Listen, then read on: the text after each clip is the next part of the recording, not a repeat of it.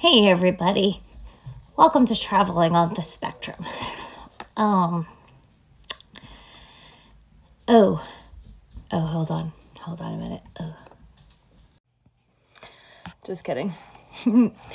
So it was the 100th day of school. It's just part of being a special ed teacher. That's what we do. We get ready for the 100th day of school. So I figured what better time than when I'm my granny self to read you a story. I was lucky enough to have someone share this social story with me, and I know it's backwards, so I'm going to turn the camera around.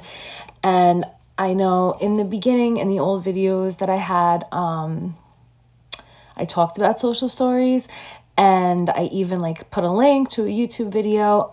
And I do know that I'm going to start bringing some of the videos from the beginning back up because they're always relevant, and you're going to always need to find that information for travel. But if you're just seeing this now, make sure that you go scroll down to the bottom and start looking at those videos because they are all relevant.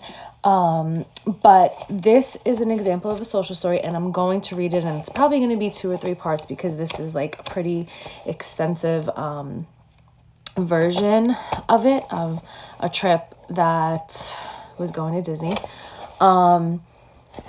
But always with social stories, I just want to show you, it's very simple and you can make them on your own, or you could speak to a speech therapist or the social workers at your school, or maybe even the teachers in your school, and they can come up with something for you. And honestly, you can use social stories for anything, but since we're here and we're talking about traveling, it's just a really great idea to have these because a lot of the difficulty with traveling is the unknown and that anxiety of not knowing what to expect. So the more that you go over this, the more the individual feels comfortable and kind of feels like they know what to expect.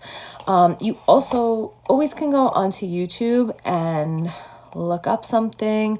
I'm sure that there's plenty of people out there that have made videos about traveling, about going on planes, going to beaches, going to resorts.